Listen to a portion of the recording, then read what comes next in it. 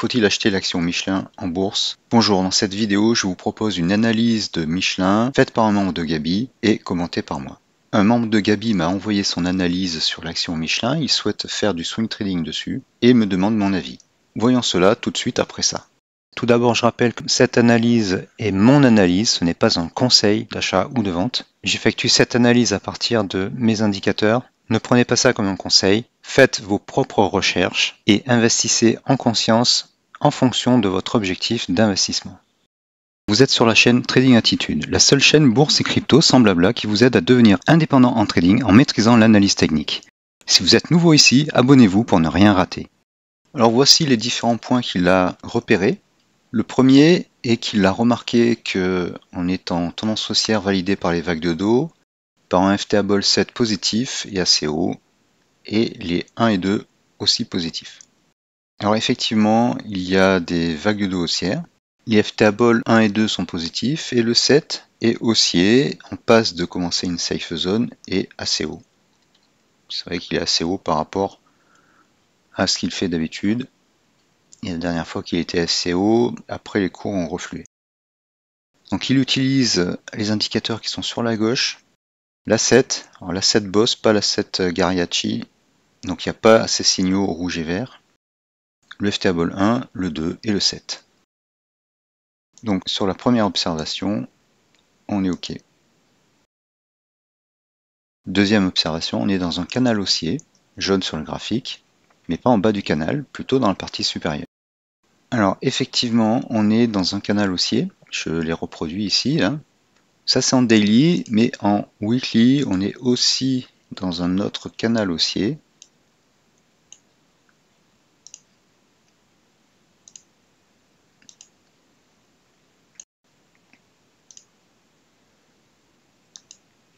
Et on est aussi en haut de ce canal haussier. Donc si on trace une parallèle voilà, comme ça, en fait on se rend compte qu'il y a peu de marge vers le haut du canal. Il y a 14% environ. Donc là, on est bon aussi. Et c'est un élément un peu négatif. Ensuite, le FTA-Ball 1 se rapproche de son enveloppe supérieure avec une pente plutôt pas mal. Alors oui, il est sur son enveloppe supérieure. Le FTA-Ball 1 n'est pas déterminant, il reste peu de temps collé à son enveloppe supérieure. Moi je me sers plutôt du FTA-Ball 1 pour les crochets en court terme pour régler une entrée. Donc par exemple un crochet ici. J'avais fait des vidéos à ce sujet. Et avec les croix noires sur l'A7 Boss, j'ai plutôt tendance à utiliser les croix noires, sauf que les croix noires n'apparaissent pas tout le temps. Par exemple là, il n'y en a pas eu. Et récemment, un autre membre Gabi m'a dit que le FTA-Ball était pour lui très efficace en intraday. La nuance, toujours avec ces entrées à court terme et les creux, c'est qu'il faut que les FTA-Ball de plus long terme soient positifs et haussiers, c'est encore mieux. Donc là, bon là c'est du weekly. Sur toute cette durée, le FTA-Ball 5 est positif et les creux fonctionnent bien, même si on achetait à la plus haute croix noire. Ici, les cours ont chuté après, mais à un moment, ils remontent au-dessus. Donc quand on achète un creux, il vaut mieux toujours l'acheter dans une tendance haussière globale de plus long terme. Alors ça aussi, c'est bien vu. Pour la petite histoire, ce membre est un nouveau membre et il me demande de valider ses observations. Quatrième point, le FTA-Ball 2 passe sa courbe centrale et on repasse en sell zone. Là, je pense qu'il s'est trompé, il a dû vouloir dire safe zone. Donc ça m'arrive aussi très souvent, les deux noms se ressemblent. Et donc là, effectivement, on sort d'une correction et le FTA-Ball 2 repasse au-dessus de sa courbe du milieu. Donc check également. Jusque là c'est un sans faute. Le FTA-Ball 7 est bien positif. Il a bien quitté son enveloppe inférieure et se dirige vers sa courbe centrale. Mais il n'est pas encore en safe zone. C'est bien le cas. Jusque là on a tout bon.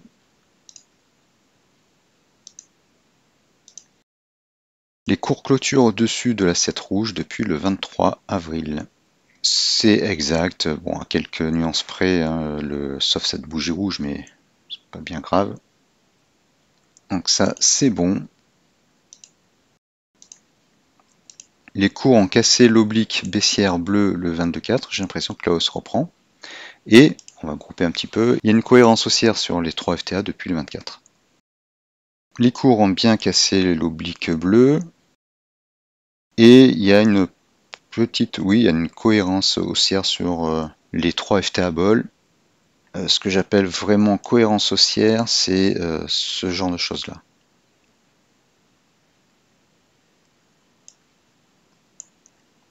Là, on est au début d'une cohérence haussière. Donc, check pour ça. Et pour ça, par contre, je mettrais plutôt du vert clair. Donc, quel est mon verdict? Eh bien, pour rentrer pour faire du swing trading, oui, puisque on est en tendance haussière. Cependant, bon, Michelin est une action qui monte. Ok. Elle est dans un canal haussier weekly, mais en haut de ce canal. Et elle est à 14% du plus haut. En fait, même moins si on prend ça, elle est à 8% du plus haut environ. Donc le potentiel est limité comme beaucoup d'actions en ce moment. En weekly, elle est quand même en hausse. On est en cohérence haussière sur ces deux indicateurs-là. Et si je me mets en weekly ici, sur les autres également, sauf qu'il y a une petite fatigue du momentum là, mais c'est reparti. Il y a un peu de délai en fait. En daily, elle est aussi proche du haut du canal. Mais surtout, eh bien, c'était à la cassure de la résistance là qu'il fallait entrer. Ou, après le petit pullback qu'il y a eu, à la cassure de ça. Donc ça, c'est un pattern tasse avec anse. Il y a la tasse, la anse. Je reviens en daily ici. Donc il y avait la cassure de la résistance, mais aussi les cours qui repassent au-dessus de l'assiette rouge. Le début de cette bougie était une bonne occasion, puisque là on pouvait mettre un stop loss en dessous de cette bougie, qui était relativement courte. Ça permet de réduire la distance du stop loss quand on entre dans un swing. Et sinon, l'occasion suivante, c'était ici pour le stop loss, ou ici, avec de nouveaux départs à la hausse à chaque fois ici. Et donc pour optimiser, on regarde en 1 heure, avec ici un nouveau break, les cours qui repassent au-dessus de la 7, donc on pouvait entrer par ici, donc au début de cette bougie verte. Donc maintenant, je trouve que c'est un peu tard, c'est mon avis. On a consommé pas mal de potentiel de hausse, là, c'est que 3%, mais bon, tout de même, on n'est pas sur du Microsoft, donc il reste 2%, 3% jusqu'au haut du canal, là. De plus, mais je n'ai pas encore publié cet indicateur, dans l'asset Cariachi, il y a des signaux d'achat qui sont un peu en retard par rapport aux croix noires, mais qui apparaissent plus souvent. Donc là, il y en a un.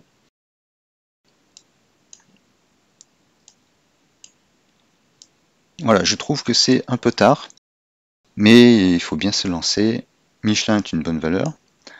Donc pour entrer, eh bien, on utilise la technique d'entrer sur une bougie, sur un break par exemple, ou avec l'unité de temps 1 heure, et mettre un stop loss près en dessous des autres bougies. Si le mouvement ne se concrétise pas dans le bon sens, on n'a pas perdu beaucoup. S'il se concrétise, ben on entre dans le train en marche. Ce qui avait marché ici et ici sur ce swing. Ou dans ce swing là. Ce que je préfère moi quand même, c'est démarrer quand on a fait une correction. Donc là, par exemple, là, on remonte. C'est pour ça que j'ai dit qu'il faut repérer la danse des marchés. Là, on a une correction sur le F-table, le F-table 1 et le 2. Puis on se retourne. C'est comme la marée, enfin les vagues. On se retourne, suivi du deuxième, suivi du troisième. Les cours aussi se retournent à la hausse. Et on avait la même chose ici.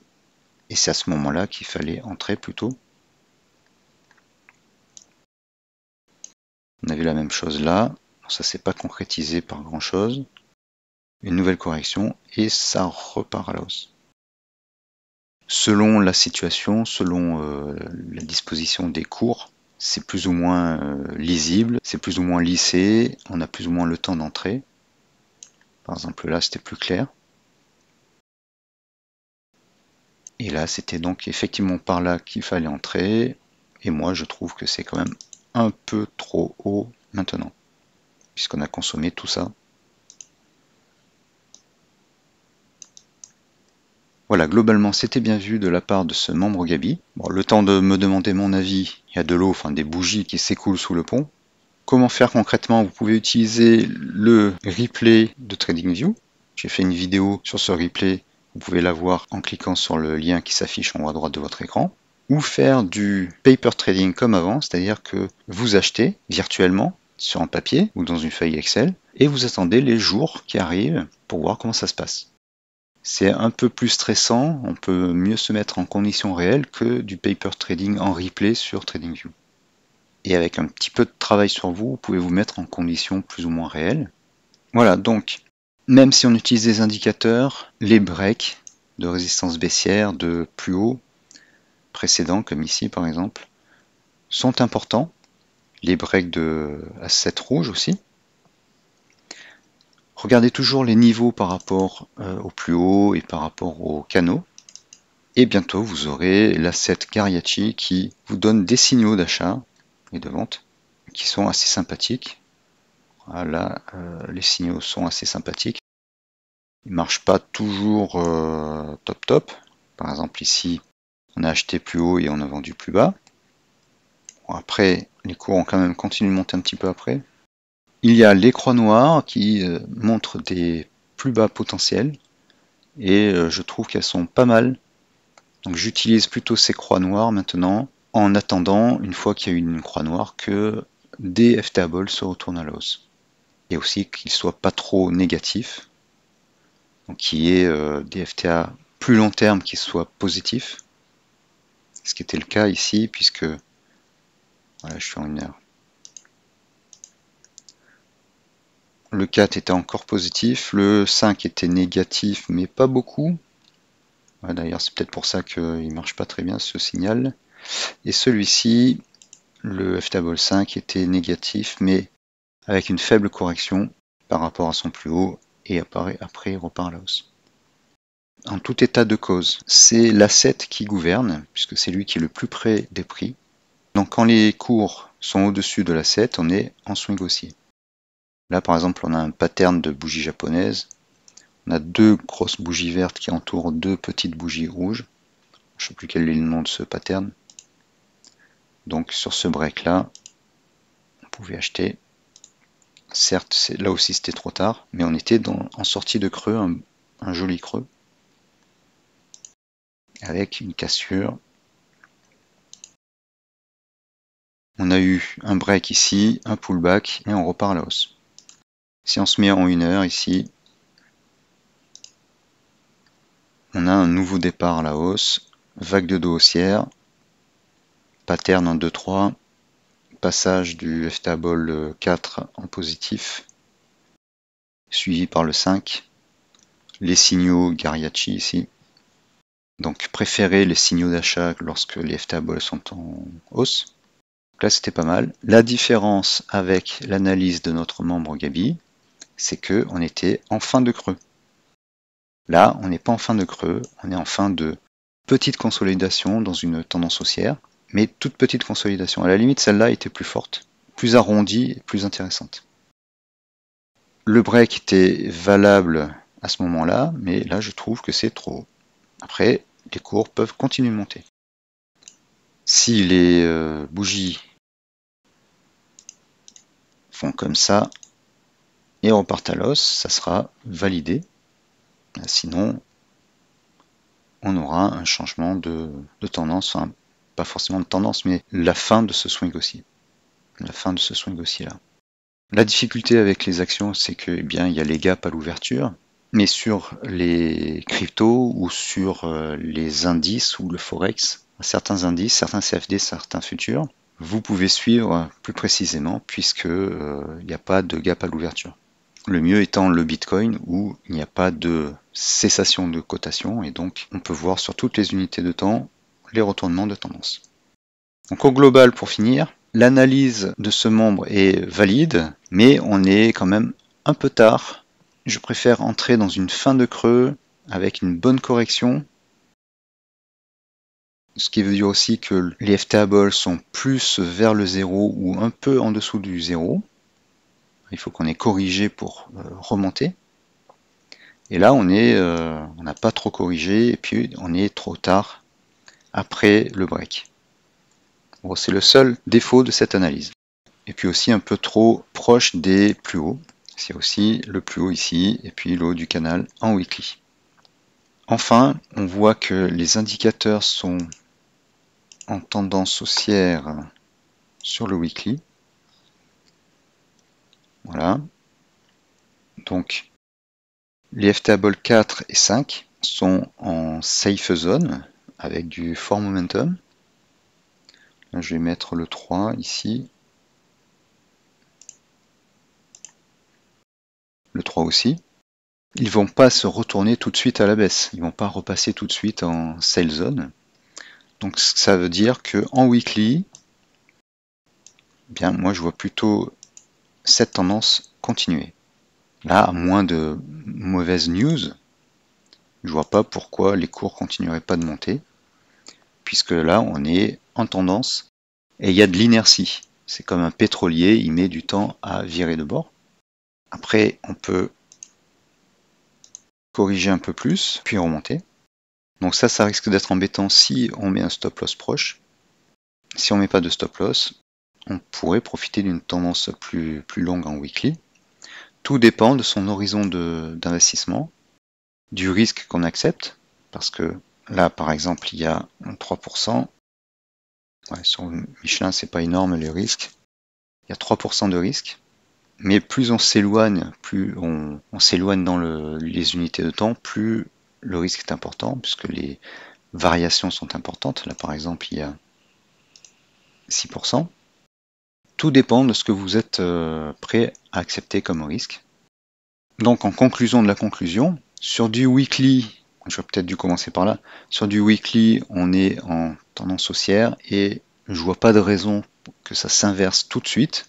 Il faudrait d'abord que les FTables se décollent de l'enveloppe, ce qui peut arriver, hein, car il y a quand même du retard sur les FTables de long terme. En daily, on est plutôt en haut. D'ailleurs, j'avais fait une vidéo qui disait qu'il fallait entrer sur le bas des bougies. Donc là, on est en haut de la bougie, en haut de ce mini canal haussier. Il faut tenter d'entrer sur les plus bas.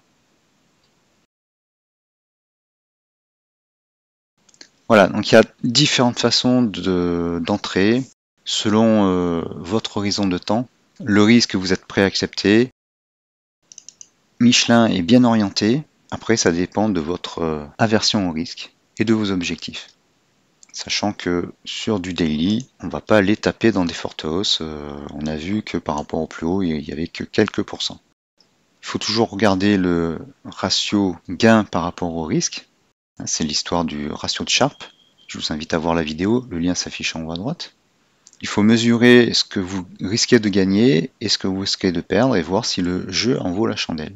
Donc moi sur Michelin, j'aurais plutôt une optique moyen-long terme et acheter en sortie de creux, plutôt que de faire du swing trading. Le swing trading, ça serait plus intéressant avec de grosses positions ou un effet de levier et un risque limité avec des stop-loss courts. Conclusion de la conclusion, c'est une bonne analyse de la part de ce membre Gabi, sauf qu'on est sur une valeur qui est plutôt à accumuler sur le long terme. que pour faire du swing trading parce que les variations sont faibles. Merci d'avoir suivi cette vidéo. Enfoncez le pouce bleu, partagez la vidéo, laissez un commentaire même si c'est pour rien dire. Abonnez-vous. Merci et à bientôt.